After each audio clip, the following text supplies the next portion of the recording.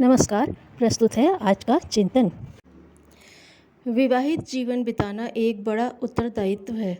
इसे उन्हीं को वहन करना चाहिए जो वर वधू अपने को इस योग्य समझते हों।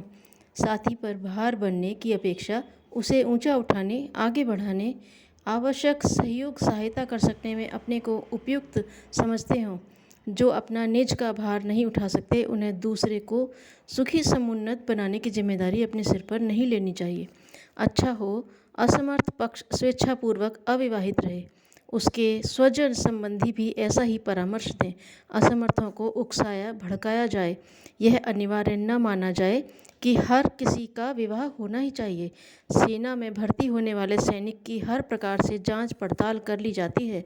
ठीक उसी प्रकार जिनको विवाह का उत्तरदायित्व वहन करना है, उन्हें शारीरिक, मानसिक, आर्थिक और गुण कर्म स्वभाव की दृष्टि से इतना होना चाहिए कि अपना निज का भार तो स्वयं ही वहन कर सकें, साथ ही साथी के लिए भी आवश्यक सुविधाएं जुटा सकें। जिन्हें पीढ़ियों तक चलने वाले रोग किसी प्रकार लग गए हों, उन्हें विवाह का विचार ही छोड़ देना चाहिए। दोनों पक्षों का यह उत्तरदायित्व आता है कि एक दूसरे की योग्यता, समर्थता, प्रतिभा बढ़ाने में योगदान करें।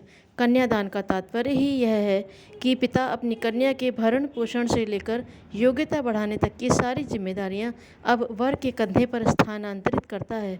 इस कार्य में ससुराल वालों को भी पूरा सहयोग करना चाहिए। पिता के घर से कन्या जैसा स्वास्थ्य और जितनी प्रतिभा शिक्षा के साथ लेकर आई थी, उसमें और अधिक अभिवृद्धि होनी चाहिए। सोचा तो यह जा सकता है कि पिता ने कन्या का जितना विकास किया, उतना ही ससुराल वालों को करके अपनी ली हुई जिम्मेदारी पूरी करनी चाहिए। उसे अधिक सुसंस्कृत बनाने के लिए जो संभव हो शक्ति भर करना चाहिए। वर वधू को इतना अवसर मिलना चाहिए कि वे एक दूसरे की सहायता किस प्रकार कर सकते हैं, इसकी योजना बनाएं और कार्यान्वित करें। इसके लिए यह नितांत आवश्यक है कि विवाह के उपरांत कई वर्ष संतानोत्पादन न से बचा जाए, अन्यथा दाम्पत्य प्रेम, सहयोग, विचार विनिमय, विनोद सहयोग आदि के सभी अवसर चले जाते हैं। उसकी शिक्षा, प्रगति के सभी द्वार बंद हो जाते हैं। गर्भवती एक प्रकार से रोगिणी जैसी स्थिति में पहुंचती है। उसे अपनी परिचर्या के लिए दूसरों की सहायता लेनी पड़ती है। ऐसी दशा में वह अपने और दूसरों के लिए भारभूत होकर रहती है। बच्चे होने के बाद तो उसे इतना अवकाश ही नहीं मिलता कि आगे की प्रगति का सिलसिला जारी रख सके। इसलिए विवाह के अवसर पर ही यह प्रतिज्ञा भी लेनी चाहिए कि कम से कम 5 वर्ष पति का दायित्व समझने और उसे समुन्नत बनाने का अवसर दें।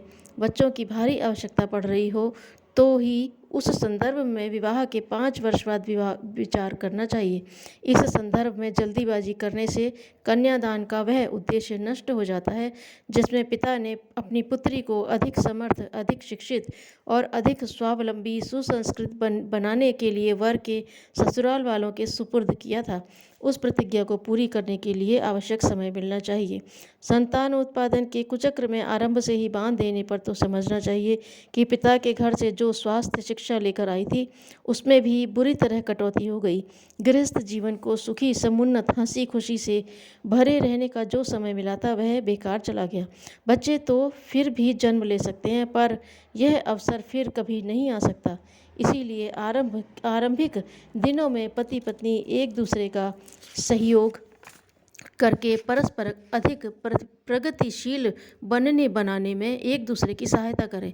इस बीच इतनी घनिष्ठ आत्मीयता संपादित कर लें जो जीवन भर संचित पूंजी की तरह काम देती रहे। विवाह के दिनों में तो दोनों पक्ष एक दूसरे के अपरिचित होते हैं, बाद में पहचान आरंभ होती है। इसे सुदृढ़ बनाने के लिए 4 सिद्धांतों का दृढ़तापूर्वक निरंतर पालन करना चाहिए। 1 स्नेह, 2 सहयोग, 3 सम्मान, 4 विश्वास।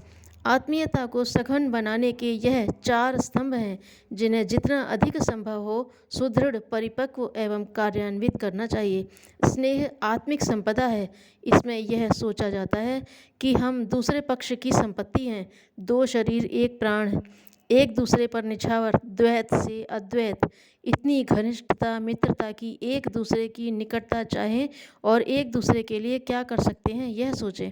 स्मरण रहे, प्रेम में अपनी इच्छा, अभिलाषाओं, स्वार्थों को एक दूसरे के हित में विसर्जित किया जाता है।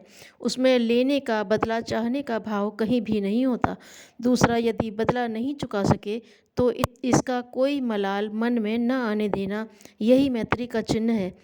वह एक पक्षीय भी हो सकती है।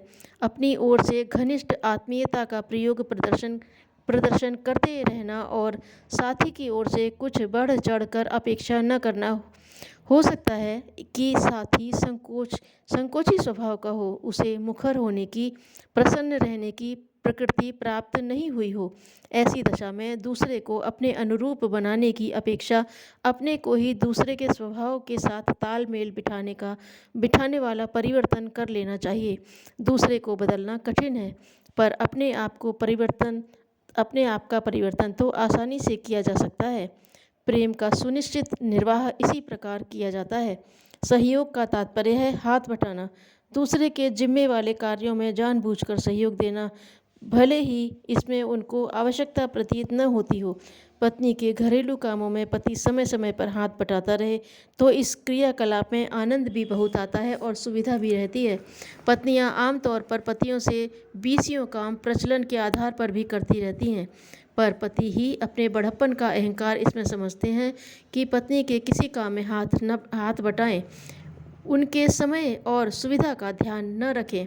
इस प्रथा को उलट कर उसके बदले में श्रद्धा और आत्मीयता खरीद सकते हैं। स्वास्थ्य संवर्धन के लिए अध्यापक की भूमिका निभाना, अनुभव बढ़ाने के लिए घर से बाहर साथ ले जाना जैसे छोटे छोटे कामों में भी सहयोग की गंध आती है। मैत्री की घनिष्ठता का तीसरा पक्ष है सम्मान। आमतौर से स्त्रियों को छोटा और पुरुषों को बड़ा कहा जाता है। स्त्रियों से अपेक्षा की जाती है कि वे पुरुषों का सम्मान करें, पर पुरुष वैसा करने में अपनी हेठी समझते हैं। इस समानता के युग में उस पुरातन परिपाटी को बदल कर दोनों ही पक्षों को एक दूसरे का समुचित सम्मान करना चाहिए। शिष्टाचार से किसी को भी च्युत नहीं होना चाहिए। अपने को छोटा और साथी को बड़ा मानकर चला जाए और अपने को सभ्य समाज का सदस्य माना जाए तो स्वभावतः मधुर भाषण, सम्मान सूचक संबोधन एवं शिष्टाचार के सभी पक्षों का अनायास ही निर्वाह होने लगेगा।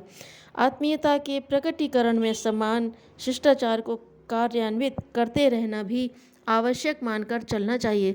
इस सामान्य सी प्रक्रिया से घनिष्ठता के संवर्धन में आशातीत योगदान मिलता देखा गया है। चौथा आधार है विश्वास।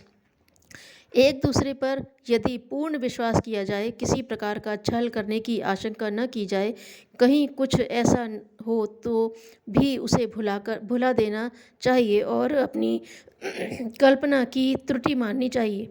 कमाने का काम पुरुष का है और खर्च चलाना स्त्री का।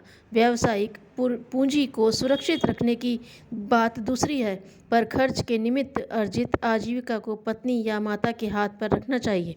माता के न होने पर या उसकी समझदारी में कमी होने पर उस अधिकार का उपयोग पत्नी ही करती है। खर्च में से कुछ बचा लिया होगा, फिजूल खर्ची के लिए घर की संपदा में से छिपा कर बचाया होगा, ऐसा संदेह होना नहीं चाहिए। कभी कुछ ऐसा होता भी हो तो उसे हंसी उपहास तक ही रहने देना चाहिए, गंभीरता से नहीं लेना चाहिए। ऐसा तभी होता है जब स्त्री समझती है कि मेरा धन और पति का धन अलग अलग है। जब पूरी संपदा पर समान अधिकार और भाव बन चले तो चोरी करने जैसे प्रसंगों का आरंभ ही नहीं होता। पति पत्नी के बीच चरित्र व्यभिचार संबंधी आशंकाओं का जन्म ही नहीं होना चाहिए। विवाह से पूर्व किन्हीं से कुछ लगाव रहा हो तो उस बात को दरगुजर कर देना चाहिए। यह नहीं सोचना चाहिए कि इतने भर से कोई सदा के लिए अविश्वास का पात्र या चरित्रहीन हो गया हो सकता है कि विवाह वार्ता ही चल रही हो और बाद में टूट गई हो। यदि पतिव्रत धर्म या पत्नी व्रत धर्म वस्तुतः विवाह हो जाने के बाद ही आरंभ होता है, इससे पूर्व जो सिलसिला कहीं किसी प्रकार चल रहा है उसे लगभग पूर्व जन्म की घटना मानकर विवाह के बाद हुए इस नए जन्म पर कोई प्रभाव न डालने वाली ही मानकर चल। विवाह संस्कार के समय पर एक प्रायश्चित होम भी होता है, जिसका तात्पर्य है कि विवाह से पूर्व यदि कोई मृत हुई हो तो उसे विवाह के साथ ही भुलाकर प्रायश्चित संपन्न मान लिया जाए। सामान्यतया मेले ठेले, हाट बाजार, सभा सम्मेलन, विवाह शादी आदि आयोजनों में कई नर नारी मिलजुल कर जाते हैं, तो उसमें अविश्वास को आड़े नहीं आने देना चाहिए। महिलाएं काम धंधे के लिए, सौदा सामान खरीदने के लिए बाजार जाती हैं, तो उनके साहस की सराहना ही करनी चाहिए। इन अवसरों का उपयोग वे दुष्चरित्रता के लिए करेंगे, ऐसा संदेह नहीं उपजना चाहिए। विश्वास से विश्वास बढ़ता है और संदेह से संदेह। दुराचारी अपनी साठ गांठ 100 प्रकार से लगा सकते हैं और साहसी अनाचारियों के बीच भी अपने शरीर की रक्षा कर सकते हैं। नारी के प्रति सम्मान का भाव रखा जाए तो कामिनी रमणी भोग्य न माना जाए। भाई भाई अथवा भाई बहन जब किन्हीं कार्यों को मिलजुल कर रहे हों, कर सकते हैं, तो पति पत्नी के बीच भी ऐसी ही सहकारिता, विश्वसनीयता क्यों नहीं विकसित हो सकती। इसी स्तर पर दाम्पत्य जीवन विकसित करने का प्रयास होना चाहिए, तभी गृहस्थ जीवन जीवंत जागृत बना रह सकता है। धन्यवाद।